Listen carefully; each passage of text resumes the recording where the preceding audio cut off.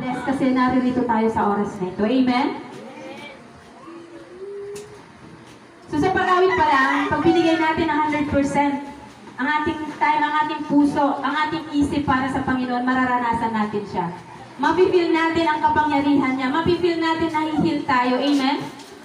Kung meron tayong kabigatan sa pag-worship pa lang, itaas natin yan sa Panginoon.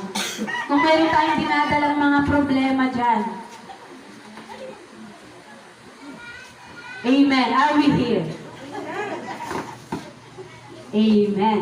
So, ngayong taon naman, dumako na tayo sa salita ng Lord.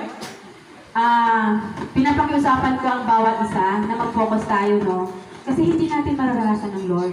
Kapag nandito tayo sa church, pero kung saan-saan yung isip natin saan-saan nakakarating.